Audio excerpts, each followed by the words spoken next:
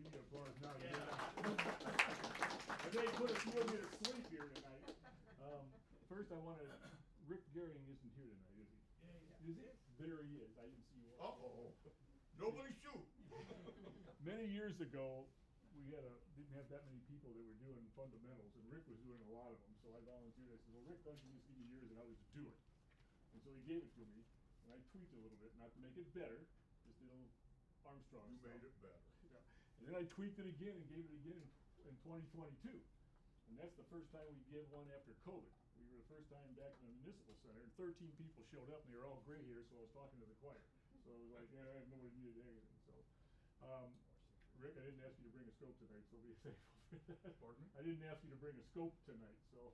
That's good, because I wouldn't have. Yeah. Because you have the little, there's the little clip things. Did you get the little clip thing? You can't hear me? Did you put that on? Did you put that on your You shirt? put it on your shirt. Okay. Or put it on your pocket. For the recording. Okay. I'll put this room. Just put it on your shirt. All right, upside down. Hold on. There you go. That should be better. So we owe a lot to Rick, okay, for this. And this is like the third time I've given it, and Rick had given it one time. So Mary, who is our fundamentals coordinator, will tell you there's not always a whole list of people in line to do fundamentals programs. So I stepped in on this one. So, all right. Let's see if I can figure out how these things work now. Well, No, good job. no, no. All right, I haven't used this particular one before, so That's let's. the pointer. Yeah, I got the pointer. I Is can there get a the. Is there a dongle in her for that? There's not a doggle. All right, I can do it off of this if we need to. I hope something works here. Come on, guys. All right, now it's working. No, it's working on this thing. It's not working up there. No reason for that to be doing that. Technical issues. Let me take a look. It says, let's see, function. So, tonight we're doing this. Are we still doing the telescopes next time? We don't know yet. Hmm? We don't know what we're doing next time. Oh, okay. I was going to say something about that. All right, you got it. What'd you do? Just make sure that that's just gonna try to get that. Why is it not going away? Oh my. There we go. And no, don't exit full screen. Then this pit. I just bought a new computer and I brought it along tonight just in case, but That should be. let's see if anything up here works. Let's go. I think that should be good. No, this thing's not working. Either that or I'm pressing the wrong button. That's just the pointer. It's just the pointer. Is it just the pointer? All right, well, we can deal with this. All right, so mounts. We're going to cover a lot of stuff. Mostly is for, anybody here who doesn't have a telescope? What? One? All right, well, this is really geared towards people who are just getting their first scope. Maybe they haven't bought one or they want to change something. So there's a whole bunch of things we'll go over here tonight. Might even, if we get far enough, we might even touch a few exotics mounts. So as I said, this is really if we got a binocular mount here too, but if you're looking to buy your first scope, upgrade your scope, upgrade your mount, this is what this is really geared towards tonight. Normally when you buy a telescope, most of us, we get a scope, the mount comes with it. It's not always the case. You know, you can buy individual OTAs, optical tube assemblies, or you can buy individual mounts, but a lot of times you'll get everything as a package deal. So, but for mounts tonight, sometimes you want to just change and say, hey, I want a new scope, want a new mount, or I want a new scope to put on a better mount, whatever. So in any case, there's a couple of qualifiers here leading in. Basically, this is going to talk about my experience with mounts. You guys may have some different experiences, and you may want to share that sometime. And we brought a few different telescope type mounts tonight so you can have a little hands-on in case you haven't seen them. Or if you only go to the AEC at night and you say, I saw that Dob, or I saw that German equatorial, but I couldn't see what was going on because it was dark out there. So we've got a few of them in here so you can feely, touchy. Yeah, is it going, am I going the wrong way? Okay, this is an important one. These are for the first time guys. So you might ask, what's more important, the scope or the mount, or the eyepiece. So I'm going to pass this little jobber around. This is my most recent purchase. I do mission trips to Honduras. I'm leaving in a week. And so this fits in my backpack that goes on the plane. You ask yourself as you feel this thing if this is the kind of mount you want for your telescope, all right? If you tell me it is, you better be listening up to what I'm going to tell you tonight, because that's probably not what you really want. It actually has a level on it for one axis, but not for the other axis. So a poor mount can degrade a great telescope, and there's no question about that. But a great mount's not going to make a poor scope great. So you got to have both of them. You got to have a good mount, you got to have a good scope. And it's often been said that a chain is no stronger than its weakest link. No, if the scope's not good, you're not going to have a good observation. If the mount's not good, you're not going to have a good observation. So the context of our discussion amounts what you is the construct upon which we attach a telescope, binoculars, or a camera to facilitate use of the instrument. They come in many different designs, from simple to very advanced, depending upon the needs and budget. And I want you to underline budget here. Okay, we all have budget limitations. So this is basically limited with my experience, okay? We've talked about that. Mount considerations. This is extremely important if you're considering to buy a new telescope or if you're considering to change your mount. So what do we got? Weight. Stability. It's going to improve your stability. The heavier it is, transportation, component breakdown, load capability. Jim Hopkins is not here tonight, I don't believe, but he has an ad on the one of our pages that says he's selling a telescope. And who wants to say, why was he selling that telescope? It's difficult. We're getting older. Us gray hairs can't handle the hard, heavy telescopes. So the mount's got to be stable and eliminate vibration or unwanted movement. Locating, if you want a reference frame for celestial objects, RA, deck, azimuth declination, or you want go-to capability where it'll find your stuff in the sky. A lot of people don't like go-to. Frankly, I'm a fan of go-to because I can't see anything in the sky around here anymore with my eyes and the light pollution, so I'm fine with the go-to. My object at night is to go out and see something, not spend the whole night trying to find it. Tracking, object remains centered in the eyepiece or instrument as the Earth rotates, so your mount's going to be important for tracking. For long exposure photography, maintaining the image orientation is important. We're going to get into that tonight. Balance, the mount design will influence how the telescope tube or the OTA is balanced. For viewing, you want to keep the object in view and still for eye viewing. Try pointing a decent magnification pair of binoculars at the sky at night and you'll immediately notice it's shaky. So you've got to have something that's stable in order to really observe the object. And if you're getting into photography, photometric work, spectroscopy, most of us don't do these, but you could, or other instruments require a steady fix on tracking of the object of interest. Much more than the casual viewing. Most of us, well, I shouldn't say most of us anymore. A lot of people in this club do astrophotography. However, if you get into that, you're going to really want a good mount. And we're going to talk about some good mounts tonight.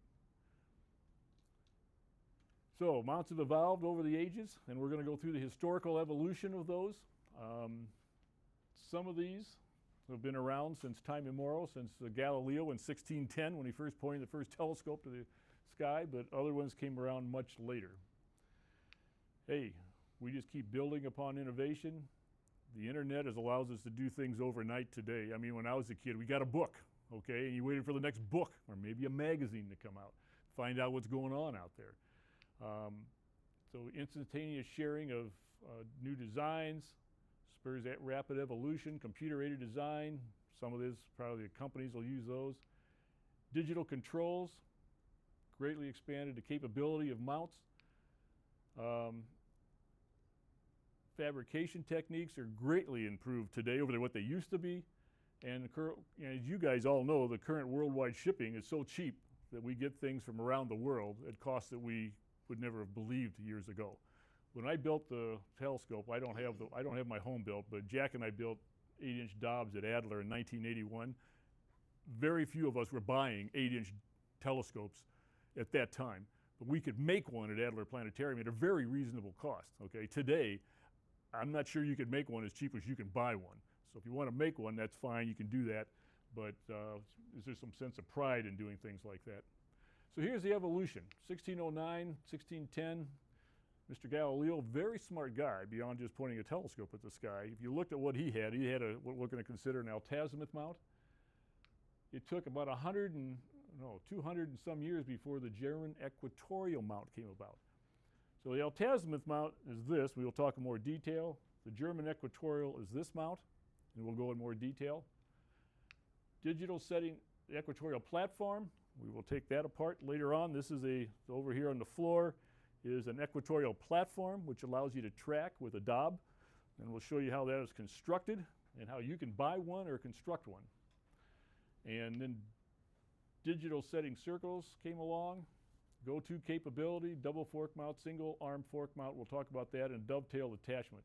So this is kind of a progression, but it took a long time to go from that simple altazimuth mount of the Galileo day to get up to the German equatorial, which has one axis pointing to the north celestial pole and allows you to track by only turning around that one axis. And then all of a sudden, Mr. Dobson shows up in '65 and kind of revolutionizes cheap, inexpensive reflector mounts. Choosing your mount. I don't think one type of mount is good for every type of telescopes. The number one issue in choosing a mount is budget.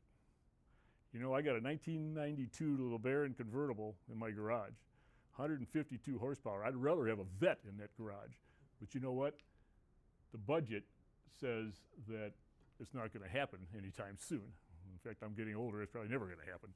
But so your budget, you got to figure out what you can spend. Doesn't matter what you're on your want list. You got to have a want list, but you also have to have a budget.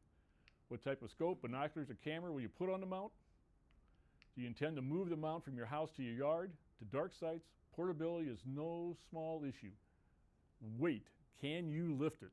One of the reasons Jim's selling one of his scopes is because of the weight, and he's already sold the scope that I'm going to show you I own. I have a 14-inch, and I can't lift that telescope, okay? So you got to figure out if you can lift it, will it fit in your vehicle, and how the components break down, and your age. And as you get older, you'll want easier telescopes to move around. Do you intend to star hop to sky objects? Do you want a mount that can find the objects, such as a go-to? Do you want the mount to track? We already talked about that. Are you going to use it for general viewing, group viewing, astrophotography? So you got to kind of come up with what type of a mount you want. Okay, and I've got one. We're going to have a Dob here tonight. We've got an equatorial platform, a ball deal down there, azimuth, German equatorial. So a lot of things that you can touch. One of the nice slides that Rick had in his program years ago, and this is extremely important if you only own one type of mount, is this is the more traditional altazimuth mount. And that's what this guy does. And why do we call it intuitive? Because all you got to, I got it locked down a little bit here, you just move it up and down around an azimuth or declination, you can point it right at that object. If you take the German equatorial, which has one axis pointing, hopefully if you did it right, at the north celestial pole, and you can move it around that guy, and then you got to move it around the deck, which moves this way, and it's not quite as intuitive. You'll get used to it, but it's not quite as straightforward as using the altazimuth mount. And this is a Dob that they're showing, but that's one of the altazimuth mounts. This guy is the equatorial mount with the one axis pointing to the north celestial pole. Okay? So this is particularly important if you're doing astrophotography, long-term astrophotography. This is more generally set up for just viewing, although you can do some photography with it, but short photography. Has anyone in here ever used the German equatorial? Few? Yeah, if you'll find out that once you use it, the words intuitive and non-intuitive will come to mind, okay? You'll say, I remember what Armstrong said, I can't get this scope to hit this object. I don't know what's going on here, so. It's also ergonomically challenging with a Newtonian. Yes, yes.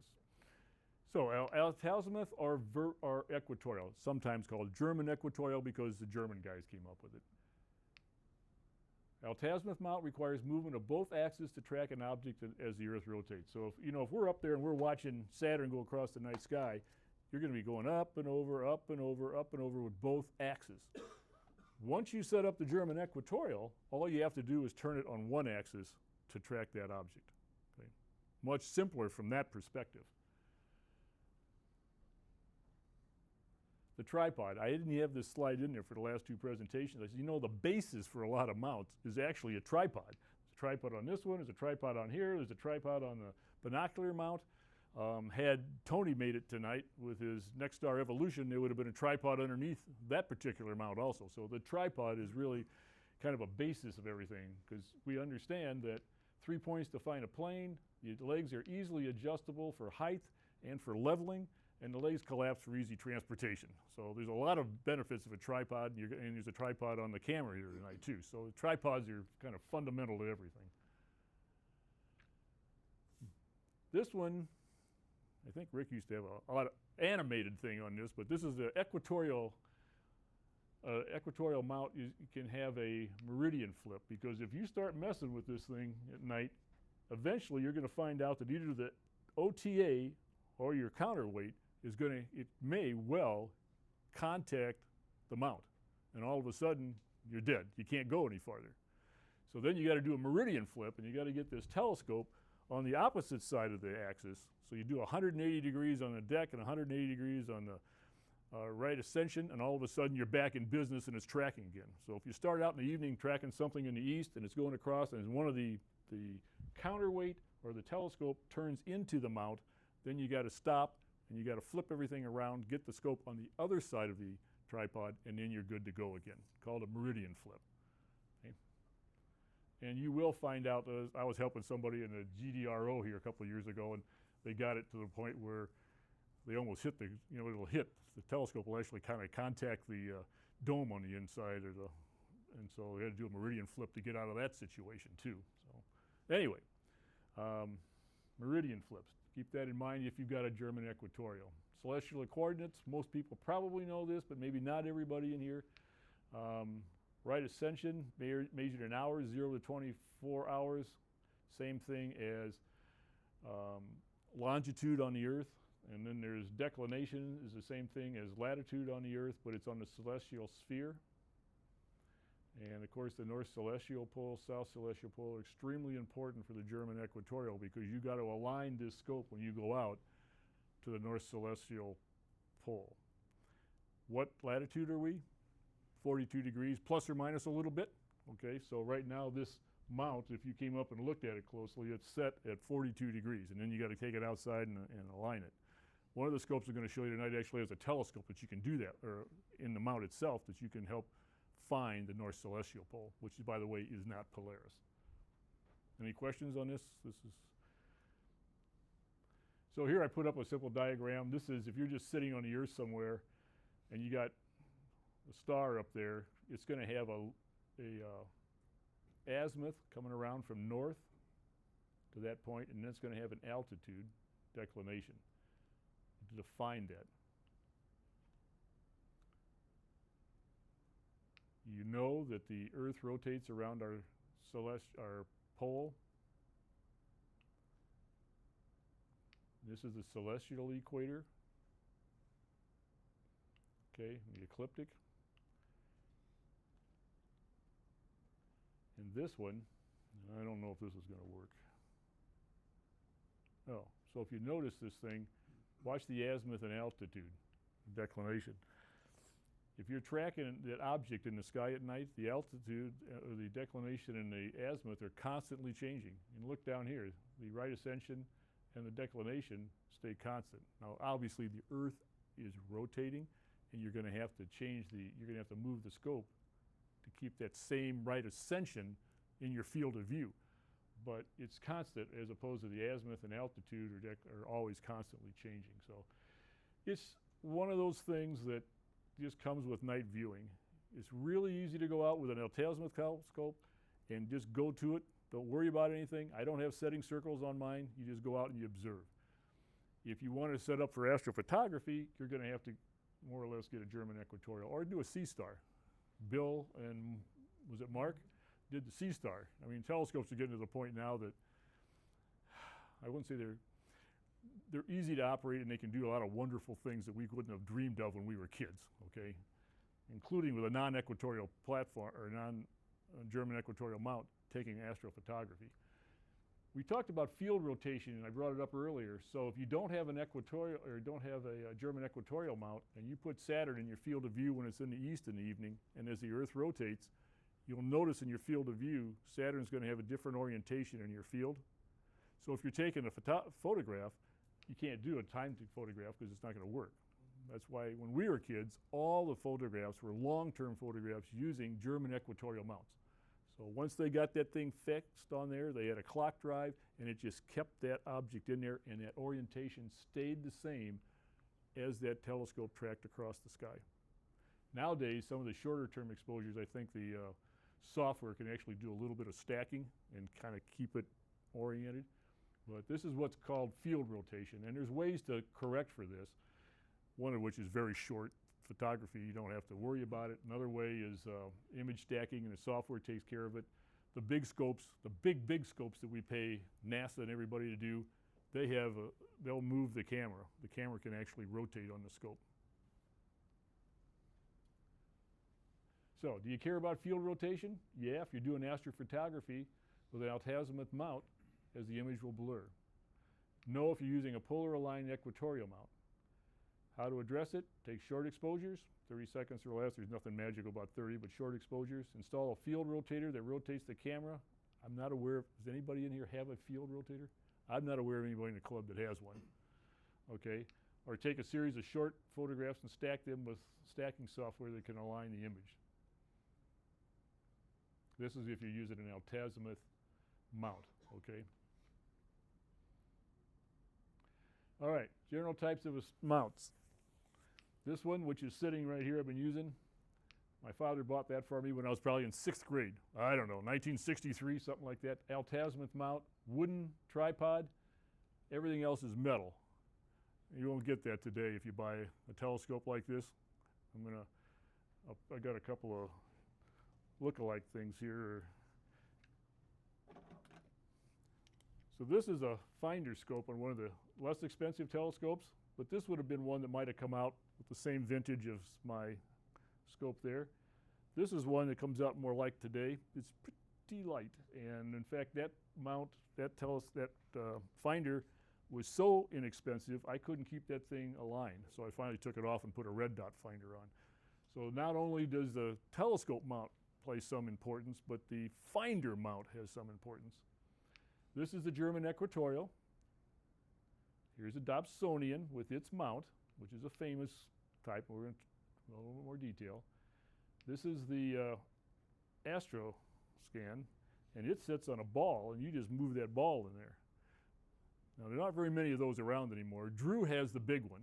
I believe he bought the Portaball a few years ago at the auction, and I have a picture of that somewhere here. So it's basically an altazimuth mount, okay, but it sits in a little cradle. And this is I hope to have one of these tonight. This is a single arm Celestron Nexstar 8-inch telescope. You see one arm there in the mount and the tripod. This is my scope that never comes out of the garage.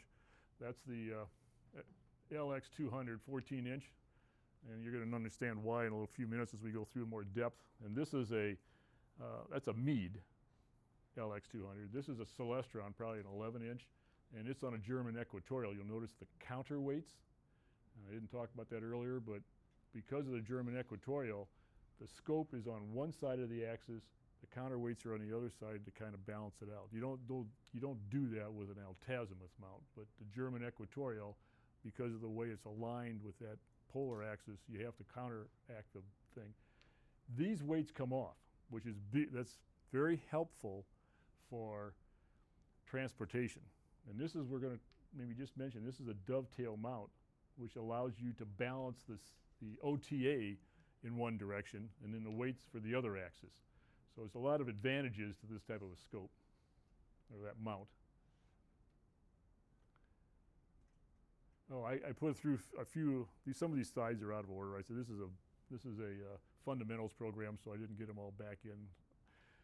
I had my house apart for 3.5 days this week, and I'm leaving on a 3-week trip Friday. So I says, we're just going to go with it tonight. So one of my scopes, which is sort of like this 4.5 inch I have out east for my granddaughters, and I picked it up one night to take it out, and like 3 or 4 screws were loose on the thing, and the mount was shaking. I said, oh my gosh, I hadn't been doing any general maintenance. So if you got a telescope, just remember to make sure everything is secured on it, okay? I was quite surprised first time I had that happen, okay? So that's one thing to note about the mount. The other thing to note, and this isn't really about the mount as much, but align the finder scope, and just in case anybody in here has never, it's a little bit of an extension on a mount, but the finder scope, align it to the main telescope in the daytime, all right? I don't know how many people show up at fundamentals night in the summer for families and they got a telescope about like my grade school telescope, and they can't find a thing in it because they never aligned the finder scope in the daytime to the main scope. And the second thing is, some of the finder scopes, like that plastic one back there, I'll swear you can't keep that thing aligned. You get it in there and then all of a sudden it's off again. And so it's hard to find an object in the sky. And stabilize the mount if needed for light weights. So Rick taught me this, that and you'll notice on this German equatorial I got a 10-pound weight hanging there. This thing's a little topsy. So that weight not only gives you stability for the telescope, for your image doesn't shake, but it also just keeps the mount good and solid so it doesn't tip over. So sometimes hanging a bottle of water or something else off of that, sand or a weight, can be very helpful. In fact, when I bought this inexpensive thing that was floating around, I need that, by the way. It's going with me to Roatan this week, next week. That telescope, that mount, that tripod weighs 1 pound. The telescope weighs 1 pound. I mean, you could blow on this thing and it'll go over, all right? And so I got a bunch of 6, 7, 8, 10-year-old kids running around, so I had to hang a gallon of antifreeze off of the mount last year when I took it down there to kind of get a little bit of stability. That wasn't meant to look through. That was just to meant how cheap the mount was. So anyway, adding some weight can help. Yeah,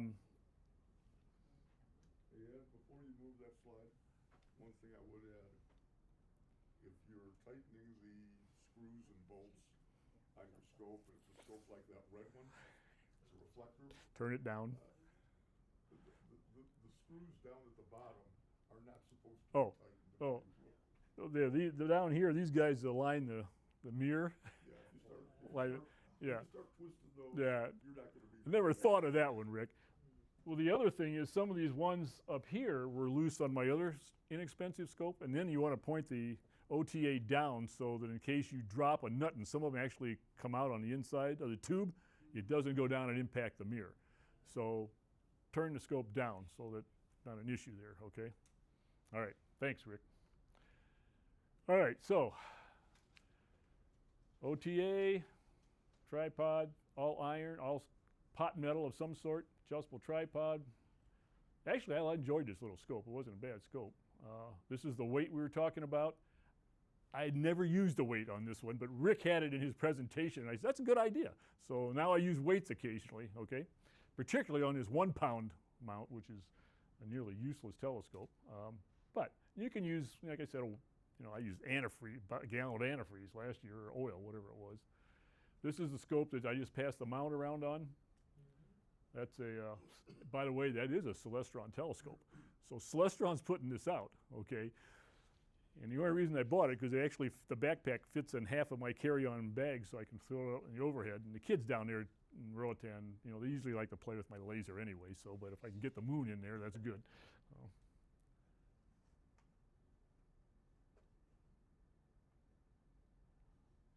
This was just to point out that, this scope, if you really try to move this thing around, it comes loose all the time. It's kind of it's an inexpensive way to handle the declination. But, for 1963 or something, it was fine.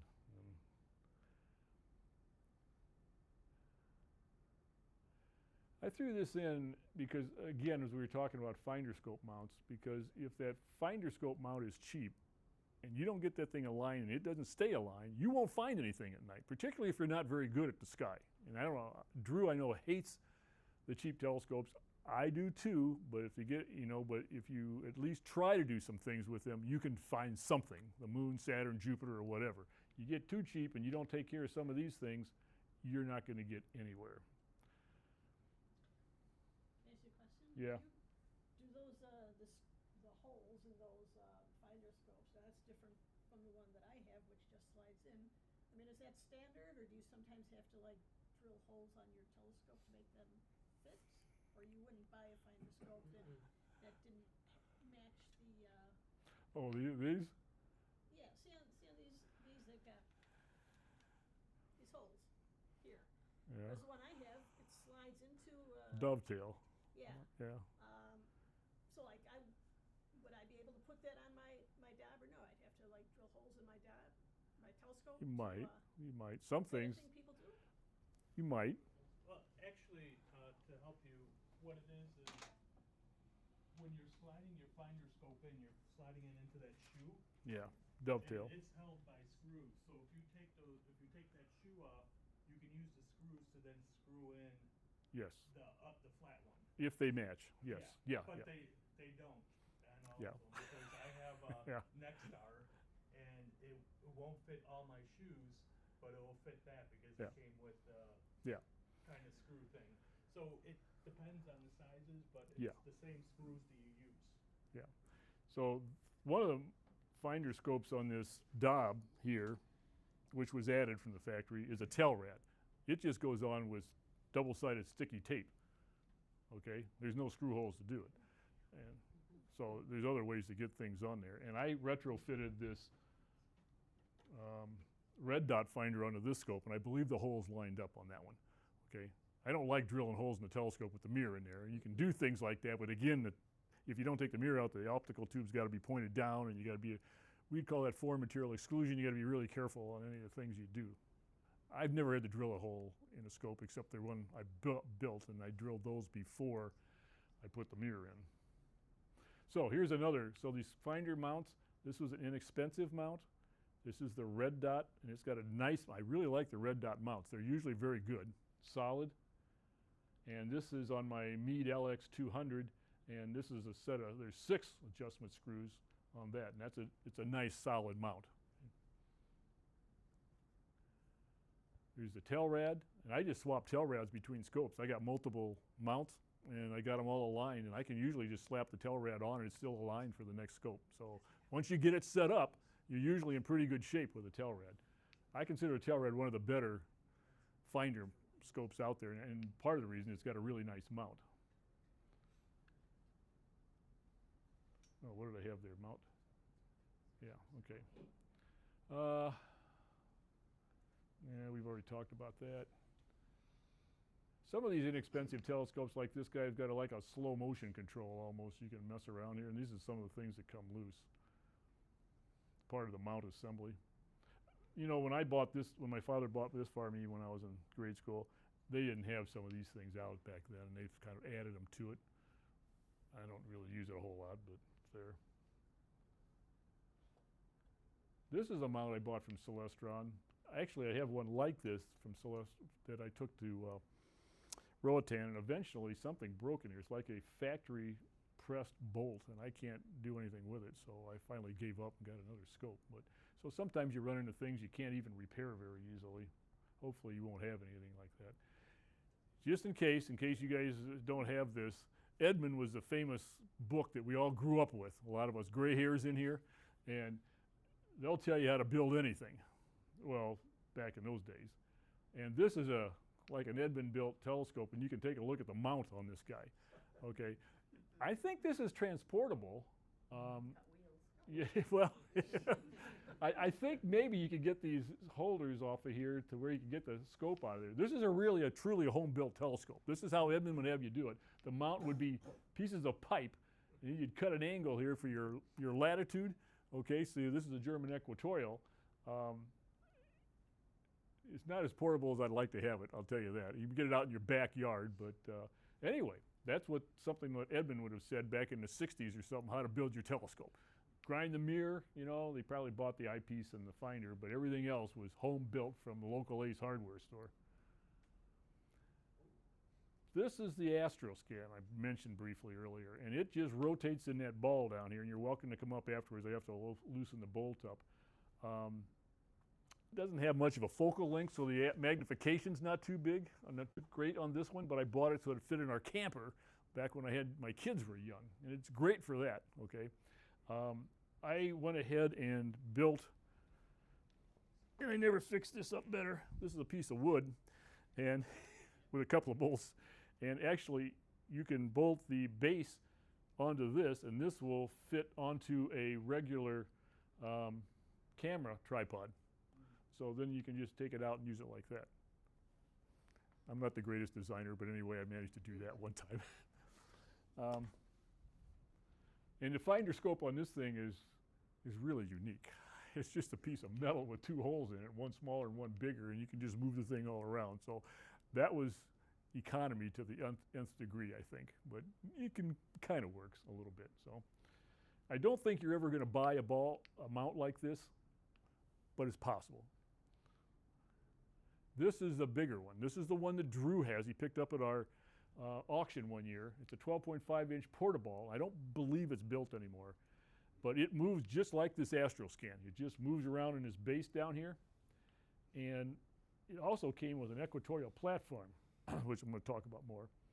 So that's a pretty nice combination, and this is a truss telescope also, but we're not really talking scopes today. We're talking mounts, so it's the ball mount that counts. There's probably a Teflon ring down there with a equatorial platform for tracking. These are good because you can take them apart and get them in your car. Right? I haven't got a truss, but how many people in here have truss telescopes? Somebody's got to have. Nobody? We have people in the club that have trusses. I'm going to show you some. So, as we talk about mounts, we've talked about the Altazimuth, the German equatorial, but the thing that revolutionized a lot of stuff is this guy over here, not the telescope. Telescope's just a normal reflector telescope, Newtonian reflector. But this little guy down here, he turns, and with some closet flanges, you can go up and down in declination. You can go around in azimuth. Very simple, very inexpensive, and you can build it at home. I did it, all right. Introduced in '65 by John Dobson, revolutionized amateur astronomy, very inexpensive, easy to build, quite portable. The scope comes right off of this thing, okay? All you gotta do, hopefully I don't drop it, pick the baby up and go. The one unfortunate thing with these factory-built Dobs, they don't have handles on them, so you gotta be kind of careful.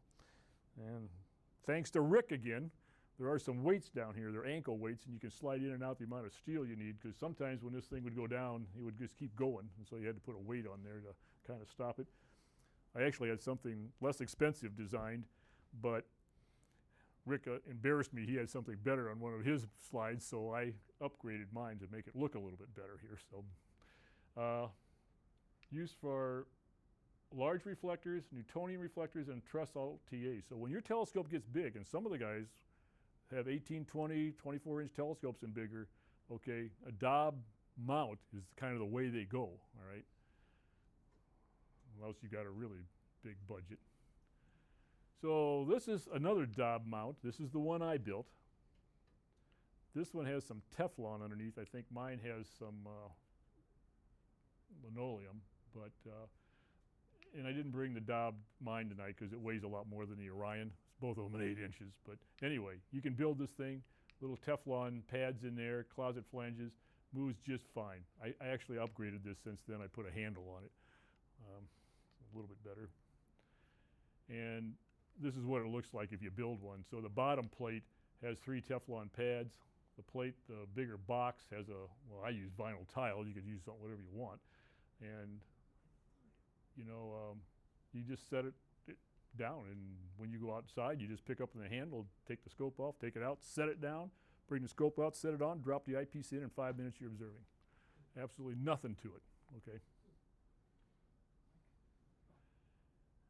And in case we might do telescopes next month, we're not sure yet, but if we do, the Dob is extremely easy to do. If I just want to go outside and take a look at Jupiter, 5 minutes I'm out there observing Jupiter, okay?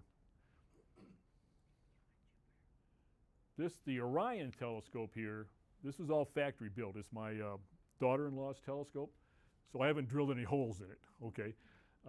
Thanks to Rick, I've got a right angle finder because it's getting older. I can't get down anymore to look through those finders when things are way up in the sky. So a right angle finder is kind of helpful. But some of the scopes here will have a tensioner or a spring or something on there to allow you, so the scope, you don't have to have a counterweight on there basically, or if you're adding larger eyepiece or whatever. This one didn't come with it because the base models a lot of times don't, right? But this is basically the exact same thing as my home built one. Advances in Dob mounts, and I'm going to stress a little bit more on Dobs tonight because Dobs are easy, they're inexpensive, you can build them at home, and there's been a lot of advances in these things. So you can add altazimuth coordinates to this thing if you want. One of our members did, and I'll show you that. Setting circles, motor driven go-to tracking capabilities. Some of them have some limited ability to do things today. You can put it on an equatorial platform for short-term tracking. Tensioner to prevent unintended declination movement, which I just talked about, and very, very popular with OTAs, with truss-mounted OTAs. Now here's my weights on the bottom of that thing. Now this, one of our members, not here tonight, Kurt, took his 10-inch Dob, factory Dob, and he added some altazimuth circles down here, 360 degrees on the base. Printed them out, did a really good job, okay? He put a level up here so he can get the altitude or declination. So if you wanted to go to that extreme, there are some easily done things for your mount. Now, I wouldn't normally do that, but if you're trying to find something in the sky that you can't find, and you can look up what the instantaneous declination and altitude is off your phone, which you can do, you know, it would help put you right in the ballpark, okay? I believe he also has, there's a locking mechanism on his scope too to help him control the declination movement. You know, you can buy a run-of-the-mill, this is probably an inexpensive Orion at the time. We've added a couple of better finder scopes to it, but Kurt's got a better, I think a better one, probably a fine motion controller on there too. Now, but you can't track with an altazimuth mount very well, and you can't track with a Dob very well. So, French guy came up with an equatorial 1997, so 12 years or so after the Dob came out. And this thing amazes me, because this guy was pretty smart. Allows a Dob to track the sky for a short term. A lot of the guys advertise 60 minutes, and our prime guy, John Amarabian, I can't even get his last name right, he says his will track an hour. A lot of times they advertise an hour. Mine won't go an hour, but it doesn't matter. You need 15 or 20 minutes, because usually what you're doing out there, you're in a sky viewing party, and you don't want to be in every other viewer trying to mess with the scope to get your object back in the center of view. So if you can track for 20 minutes, that's really all you need, okay? You can build one of these things. They're still available. They're a little pricey if you go start to try to buy one off the internet. You can go Google this and see what you want. I found an inexpensive one yesterday on the internet, and I tracked that down. I said, this just can't be for $550. Well, Warsaw, Poland. And that's not the problem with it, because it probably looks like a really decent mount, but it's set for 55 to 57 degrees north latitude, or 52 to 57 degrees north latitude, and it didn't say exactly that they could build it to your latitude. So you got to be a little careful, okay, that the latitude you're in, whether that this thing is going to work for you. Other ones, if they're made out of aluminum and stuff, you can start pushing into the thousands to get one of these things, okay? They can equal the price of your scope or more, but they are available, and we built this out of a kit from, Jack found a guy who was making a kit. So this is, and you can come up and look at this, this is our equatorial platform, got some Teflon, you just set the scope on the top of it. I put some handles on so you can reset the thing. It's got a control box, so I can track east to west or west to east. I guess if I want to go to the other hemisphere. I'm not going to do that with this thing, but you could do that. I added some levels, a compass down there, so you got to set this thing down. You got to level it, so the levels make it really easy. The compass is set for 4 degrees offset for about the magnetic offset for where we're at here, because if you just use that, I don't know if the 4 degrees will make a difference, but I've got it set to do more or less true north rather than magnetic north, if you will. This is a north sector arm. The one we built only has a pivot point back here. John's will have a rear sector arm, and maybe that helps him track longer, I'm not sure. His works off a 9-volt battery. That's kind of common, some of them. This works off a 12-volt. They kind of seem, both of them I see out in the industry, so I don't know, 9 volts kind of nice. It's a pretty small battery to take along, okay? So this is an equatorial platform. We built all this. The kit came with a motor drive, and I actually got the picture from the back side here, but there's a little fixture that holds the motor and the drive mechanism that runs along this north sector arm when this is on the top of it. That's the trickier part. You can buy the motor, it's pretty easy, Celestron or somebody, but getting that little shaft and a wheel on there that's going to be the right size, that'll go at the right speed to track the sky. This control box that I acquired actually has a rheostat on there, so if it's not quite right, you can adjust the speed a little bit. So it's got kind of some nice advantages, right to left, left to right, plus control the speed on, off. So anyway, this is as good as anything you can buy as far as I'm concerned, and it's worked great for the last 10 years that Jack and I put it together. The hardest thing to build was this darn sector arm. That's quite a challenge to get this thing nice and smooth and at the right radius. There is a little trick in that. What was in the Yeah, well, it's a router, but it's a router with a, yeah, you got to build, I had to build a big 4x4 or something. I had an arm that swept across there to do it just right, and then we smoothed it. Yes? What was in the kit? All of those pieces, or just No, the kit came with a couple of these rollers and stuff like that, the controller and the motor mount bracket. like, so how much did like those pieces cost? I think they charge us like $400 or $450 or something. And then you supplied the wood. Yeah, everything else, yeah. Now the guy, you can solder yourself. He's out of business, so it's not really spending too much time on him because he's gone. But you could solder everything yourself, and he'd save you some bucks. I decided I don't solder that much. You might as well just solder the thing for me, so I know it's together right. I wanted tracking east to west to actually go east to west rather than west to east on the control box because I wired it backwards. But in any case, you could build one of these. Again, if you can find a kit. I didn't actually look for a kit. Okay, this is John's 18-inch truss with an equatorial platform. Okay. Now there was a third guy in the club, Tyler, that had built a equatorial platform. He built his just before Jack and I put ours together. He was always tweaking something on the thing. I'm never quite sure if he got it right. I bought inline skates to get one of the wheels to do this and that, and I bought the motor and everything. And then Jack found this other guy, and we just bought his. He bought the kit, and I said, all right, it was enough effort just to build everything else. So John's tracks very well. But again, truss scope, equatorial platform allows you to track. Just because we had a C-Star from Bill and Mark last week, I said, you can buy mounts on the internet that'll attach to, well, they have a tripod that comes with it, I think, right? And this will give you, you can make this into a sort of an equatorial, sort of. And so there are mounts available for the C-Star.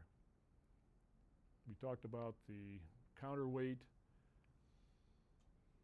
It's interesting that this scope, you'd ask, how's your declination or your right ascension, right? Well, there's a screw you can loosen. Once you sight, so let's say you sight Vega in, you know what the right ascension is. You just twist the right ascension dial and lock it in. The deck, I can't figure out how to move. I guess it's just set.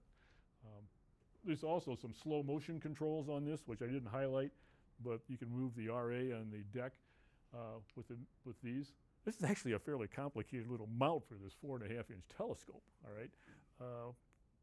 I'm kind of impressed with everything that it has. But it's a little awkward. Make sure it stays stable. But German equatorial with all the fancy things. This is azimuth, declination, right ascension, slow motion controls, and there's another bolt down here that will adjust for your latitude on your celestially to your North Pole. That one was very difficult. Now, if something wasn't quite right, I took it apart, and that's a kind of a proprietary type of bolt they got in there. I'm not sure I ever got it back together quite right, but it's there. A little close-up of some of the controls on that. Anybody in here have one of these German equatorials of this vintage? Yeah. Okay. We actually have like. I think I bought Tyler. Pardon? I bought the old one that used to belong to Tyler. Okay, yeah. I've got some of 60 Tyler's millimeter tools. one, yeah. Yeah, okay. This is another mount, tripod, but German equatorial, which we auctioned off one year. And I bought this thing, gave it to my son. He slapped a dovetail mount, which allows you to slide that OTA along there to balance it along the one axis. So the dovetail mount is, you can see how long that is, and he can slide that. And it's got this one has a telescope. I talked about the polar alignment. It actually has a telescope. You can look through, take that cap off, and you can actually try to find the North Celestial Pole to get yourself aligned for the starting. Otherwise, it's kind of difficult with some of these other inexpensive scopes. This was a very nice thing. My son made this with Jim Sievers from Adler after Adler closed down, and Jim did some stuff for a few years later, so my son made a 6-inch. This is a star trail. You notice this little guy here, that's Polaris. It's not really a dot. So if you ever shoot a North Star star trail, you'll notice Polaris isn't really exactly North Celestial Pole. If you look through my son's, that mount I got. Huh? Lots of dirt. Yeah, well, see that constellation? Who's seen octans before? That's a South Celestial Pole. I'm looking at this thing and saying, what in the world is this thing? It's got the thing was set up for the southern hemisphere. And it took me a while. I said, you know, this thing just kind of looks funny in OCT. And I finally got around, oh my gosh, the thing's set up for the South Celestial Pole. So anyway, it had all the things in there. You're trying to go South Celestial Pole. They don't have a star like Polaris, so it's more difficult down there. So I don't know why the thing had that. I don't know how we got a hold of it, but so there are things to help you with your mount to align it to the North Celestial Pole. I helped Chris Alvarez one time out there at Caton Farm do his. So there's various ways to find the North Celestial Pole. If you see Polaris over here, the North Celestial Pole is right there. And actually, this is Kochab, one of the stars in the Ursa Minor, and almost in a line from Polaris to Kochab is those 41 or 42 arc minutes you got to go off of Polaris to get to the true North Celestial Pole. Ed? Yeah. If you all are doing visual astronomy, forget all about that. Yeah. That's all for long exposure, Yeah. astrophotography. Yes. I align with a Boy Scout compass. That is a Boy Scout compass on there. Looks like it's kind of pointing in the same direction as the arrow on the compass. Yep. And get the elevation set to 42 or if I'm somewhere else. Rick's absolutely right, but I'm an engineer. I'm just going to tell you, if you want to be specific about it, Polaris isn't the North Celestial Pole, okay? I didn't want to tell you. Anybody who's never used a GEM should not think that you actually have to do this. Yep, that's right. Yep. But now you know where North Celestial Pole is relative to Polaris, if you're interested for anything. Oh, there's a drift method. We're not really going to go into that. That's if you're really, really detailed. You can use a drift method to get everything aligned. I wanted to tell you a couple minutes. So mounts again. Here's our tripods. Look at the difference in these. This is still a pretty good mount on this 8-inch. I bought my son this when he became a doctor. It's a Celestron Nexstar, very nice scope. But look at the one arm. This is a 2-arm. This comes apart. The OTA comes off that, and the mount comes off of the tripod. The LX200, this whole double fork arm and this whole setup down here, that right down through there, that's all together. Wow. And let me tell you, even when I used to lift heavy weights, I was struggling. Okay, and then you had to add the scope buggy. This is important. Well, I'm going to get to that.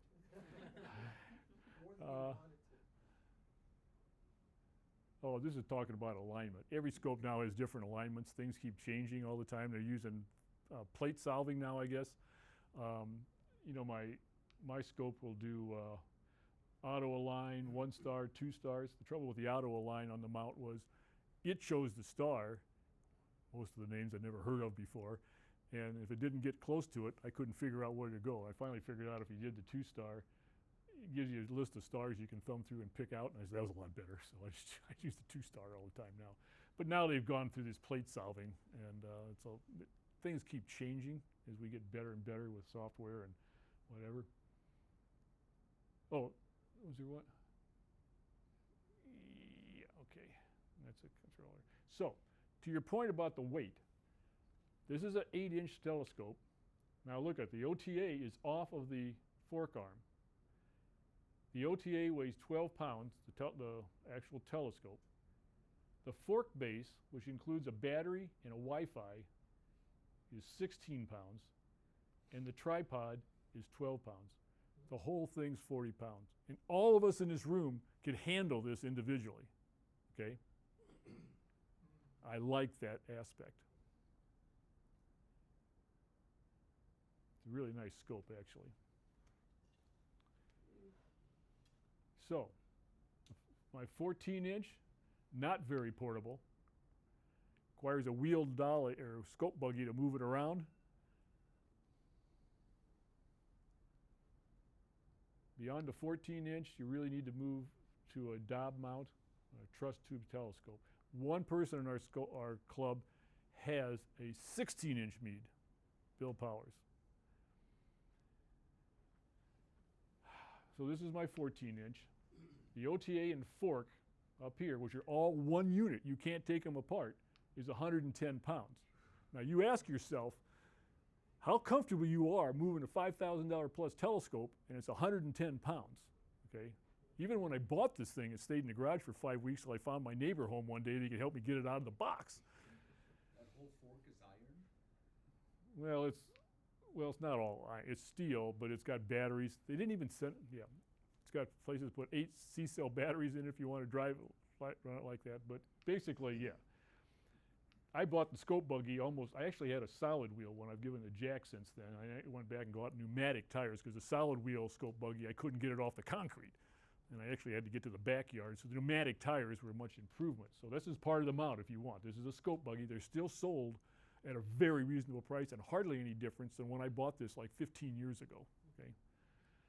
But scope buggy's 30 pounds, tripod's 50 pounds, fork mount's 110. If I put the wedge on it, which I've never had the guts to do yet, Rick understands why, that's another 28 pounds. You're getting up to a pretty hefty, it's hard for me just to pull this thing out to the backyard. Okay, so you got to balance this whole mount, the scope along this mount. We talked about a lot of this stuff. In the interest of time, I'm going to keep going. There's some other things you can do, like on a Meade, you can buy some of these rings and put around where the eyepiece comes out. Because if you add things on the front, like a dew shield, okay, because it's a Schmidt-Cassegrainian telescope, then all of a sudden the scope's going to go down or their motor's going to run really hard. So you need to balance something on the back. And if you put something on the back, like instead of the front of the telescope, like a camera, there's a rail you can buy and some weights and it'll slide along the bottom.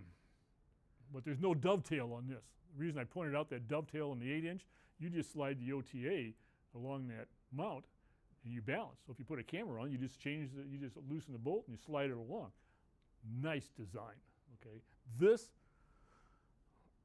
deserves to be in an observatory somewhere, which I think we're going to do. Now this is the Armstrong way of doing a weight balance. So I just took my wife's hand, but it was like 3 or 4 pounds, whatever was that one there. And it worked just fine because I put my dew shield on the front of the telescope there, which since I never get the telescope out, it hasn't been out of the garage in 5 years. I never use it, but the weight back here is balanced that just perfectly, okay?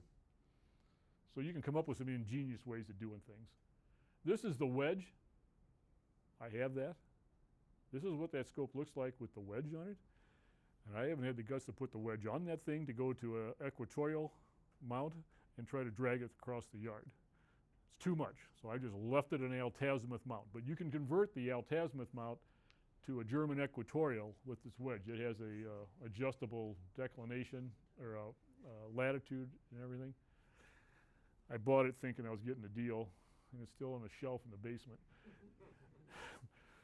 I don't always do the right thing. This is Mr. Powers' telescope. This is the 16-inch Meade. He has the same problem. This is all in one piece, okay? And he has some help when he moves this out. I've seen it out once, and some of you have seen it more than that. But it requires a lot of effort. This type of telescope, in my opinion, with the exception of a few people like Bill, this deserves to be in an observatory, okay? It's just too much for us. The 14-inch is too much.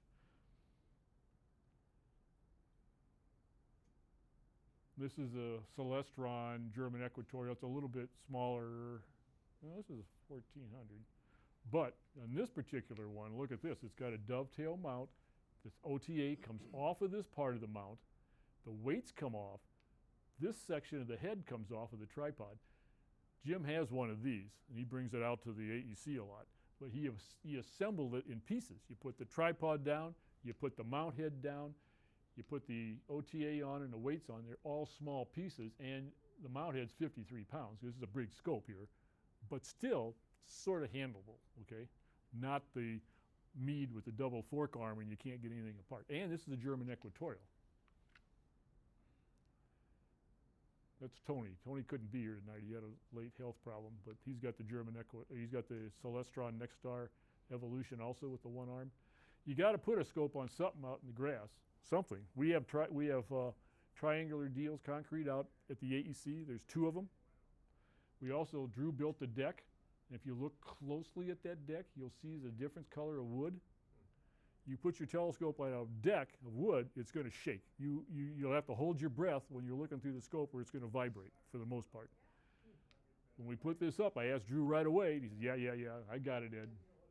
There's a separate pier underneath each of those. And those sections of grayish planking do not touch the rest of the deck. So you can walk around without vibrating it, okay? And in my backyard, I have 3 patio stones for my scope buggy, which I can't find very easily anymore. The grass is growing. I did find them last summer, but I have to weed whack them out to see where they're at. At one time, they were actually level. This is Steve Sagarian. Another part of the mount is a pier. So if you're going to make a permanent one, Steve, and I was down there helping one day building, but this is the concrete pier he's got for inside his sliding off roof observatory down at Piper City. This, I told you about budgets. That tripod I handed around is a very small budget. This is Eric's observatory in New Mexico. Price of a small car, just for the mount, okay? So you can go from almost nothing to where you better not tell your better half what you're doing, because you're going to get in trouble. Those can easily, I don't know what his cost, but you can look them up. Some of them, you can push 20 grand plus, okay, on a mount. Just the mount. It's also Okay. set up for remote observing. Yes, it is. This is a very elaborate facility. But the point is, you can buy pretty decent mounts for a couple thousand also. But if you really go into it, you can spend a lot of money on these things. We've got, I'm going to really go through and get out of here because I know we're running late. We've got a 16-inch at the GDRO on a German Equatorial. We've got a 12.5-inch in the DVO at the AEC on a double fork arm. It's on a German Equatorial also. If you haven't been there, this is the DVO, and you can see the double fork arm, the German Equatorial. That axis is going to be pointing to the North Celestial Pole. And something that happened a couple of years ago, after several evolutions, they finally got some encoders on this thing, and it really works well now. It's tied into the computer, and so you can find things in the sky. Once you align the scope at night and the encoders are up, you pull up stellarium and you can point the scope and it'll say countdown RA, countdown deck, and you can get the thing in there. Otherwise, it's been very difficult to find stuff. This is a GDRO, again, counterweights, and it's on a German Equatorial. Binoculars, we've got a binocular mount here. Jack brought his in. Tripod again.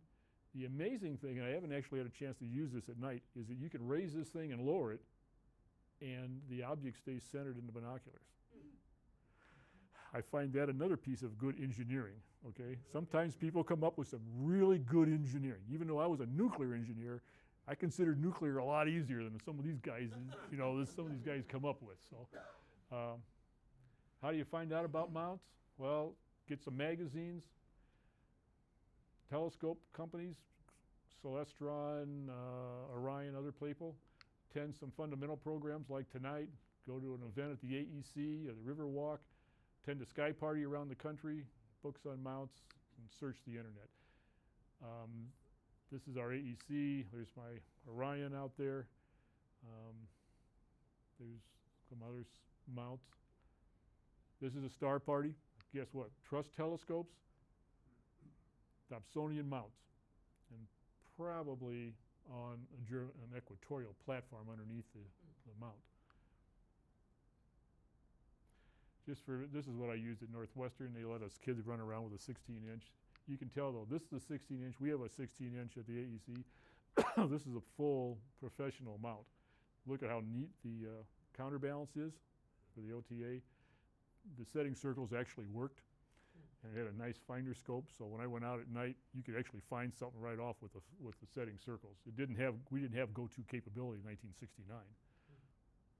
This was at I found this down at Lowell Observatory in 2019. They took it apart the next year, but Northwestern, when they dynamited down the observatory, they had a 40-inch in that one. They gave it to Lowell, and Lowell since progressed beyond it. So, but anyway, I got to go touch it in 2019 again. This is the other one. Sometimes this is a very nice mount too, German equatorial at Northwestern with the 18.5-inch Alvin Clark.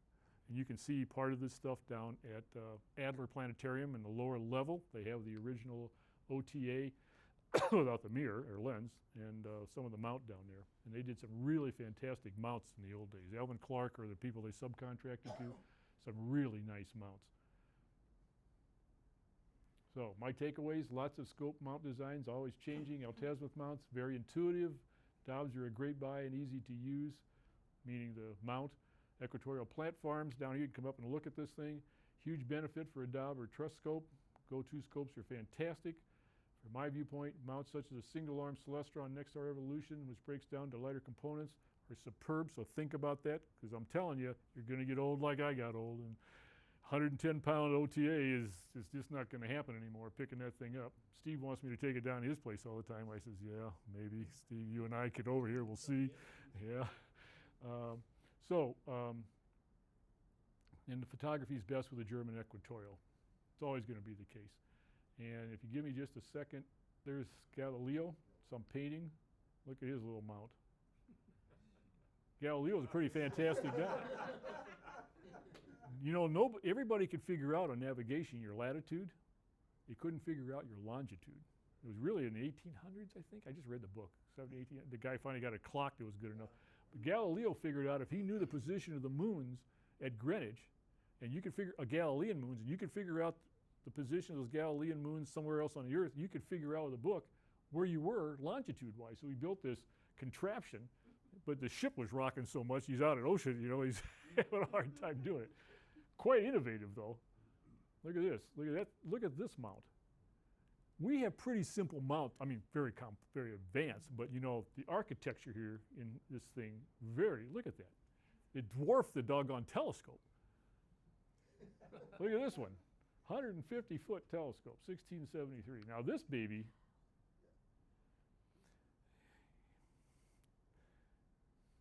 Herschel, this is down in Adler. He's either the original or one of them is in at Adler Planetarium. But again, the mount is a work of art on some of these things, okay? I mean, I know the advanced, like Eric's telescope's a work of art, but I don't consider that Dobb a work of art.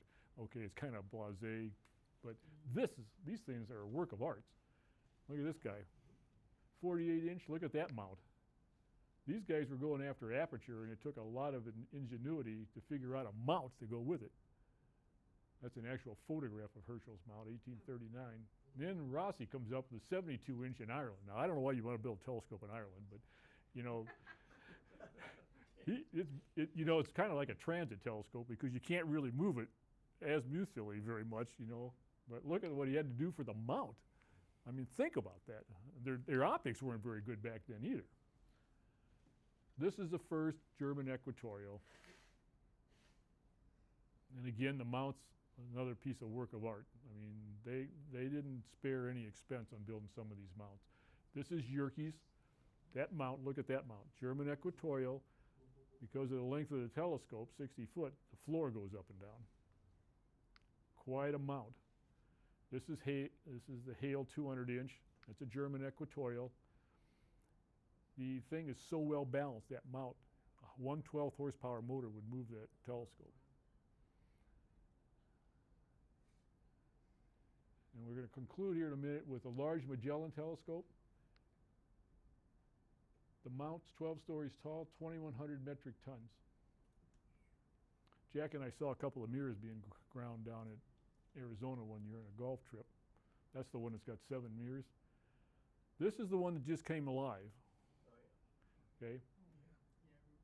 So, the mirrors in the mount are 385 tons. And you're complaining about your 14. This telescope slews 3.5 degrees and settles and starts the next photograph in 5 seconds. That's good engineering again, okay? Just think of that. 3.5, that's 7 moon diameters. I get that right? Approximately 7 moon diameters, 3 in 5 seconds, and is ready for the next photograph. That's how it takes a movie of the sky every 2 or 3 days. I'd like to go see that baby one of these days. You can get a camera mounts too to go on something. If you just want to put a camera on there and take some DSLs. These are the encoders I just mentioned. Those are now some sophisticated ones are on the DVO. And so once they're set and you've got the telescope aligned, you can do a point and you can figure out where you're at in the sky and you can find objects. As Rick pointed out in his, there's 2 ways that these encoders can work. One counts the revolutions of the motor shaft, and one just knows where the axes are. If you got one that counts the revolution of the motor shaft, you've aligned your telescope to the sky, and then you just decide to push the telescope, you're hosed. This type, if it's ingrained into the axis of the telescope, you're okay. That's why we just push the DVO all around, okay? But if you did that with one like my LX200, if I decided to just push that telescope after I aligned it, you have to start all over and realign the telescope. So there's 2 ways that encoders can work. The one that we now have on the DVO, the guys did a really good job on it, and that one's still there and it works. And I talked about that. Oh, just a quick, you ever see the radio telescope mount? That's Green Bank, West Virginia. You better turn your cell phone off when you go in there. They'll track you down if your cell phone's turned on. They've got a van that runs around with radio equipment in there. You can't even own a microwave if you live around there. So I detoured on one of my trips out east one year to see this thing. 110 meters in diameter. So the mount's pretty impressive. That's not a German equatorial, I don't think. So the one that had out there before was a 300 foot. This is a bad day on this operator's life. You know what happened? You don't really, that's the phone call you don't want to make to your boss. Boss, the mount gave way. And they knew, they pushed this thing. They pushed it beyond its limits and lifetime fatigue. Nobody got hurt. Same story. Our Arecibo, they pushed it and we lost it. Cables. Yeah, they could have been prevented. Both of those were preventable. Well, I mean, you know, the 3, sometimes they're at their end of life, but you know, there's maintenance budgets, you know, and what are you going to do, and how far can you push things? Well, we pushed 2 scopes too far. Now, Green Bank came out ahead. They got a real nice scope now, okay? 110 meters versus 300 feet. You know, I mean, it's a pretty nice scope, but Arecibo, I don't think they're going to replace it. Now, not that I know of. So who's the leader now? China. Okay, mounts in space. How you ever think about these guys? No top, no concrete, nothing to hold on to. Okay, I think that was done. So these guys, if you were to look at this, they've got thrusters. You can't use thrusters very much. Why? You're going to run out of fuel. 2, it's going to contaminate the mirror. So these guys will have gyros, reaction motors, and some magnetic rods. Reaction rods, I think they're called. They can align with the Earth's magnetic field. They turn the power on. There's a lot of ways you can do it, but you have to ask yourself, well, I'm sitting here on Earth. All of a sudden I got NASA sitting out there in space. How do these guys do it? Well, there are ways to do these things. And the James Webb, that's one of the reasons they said the James Webb was so accurately positioned where it was. They were going to be able to, they would have more fuel it would last, because eventually if the reaction motors run out of limits on each way they're going, they have to realign, I think, with the thrusters. I think what they do on that. So anyway, you can read up on how, if you want to Google how the Hubble or the James Webb actually maintains a sense of alignment in the sky. It's pretty sophisticated. But thrusters, which would come to mind, is like the last fallback when they have to get everything squared away. And you don't want a bunch of gases coming out around your mirror out there. That's really the reasons the Hubble was misground. I think they didn't want to contaminate the mirror when they were on Earth to test it. And they put the Hubble up without testing it. Remember that? Way back when? And most expensive telescope ever built in mankind history, and it was the mirror was ground wrong. That's another bad day. Put those optics on there, and they said, "Oh my gosh, the thing's out of focus." All right, I think that's it. Yeah, that's it. All right. Well, thank you tonight. I hope if you maybe learned one or two things about it. Budget, what you're going to use the mount for. You got to have a good mount. If you want a good telescope, you got to have a good mount. Okay, you're welcome to come up and look at some of these things. And I talked a little long, but actually, for me, that's not bad. So, thank you.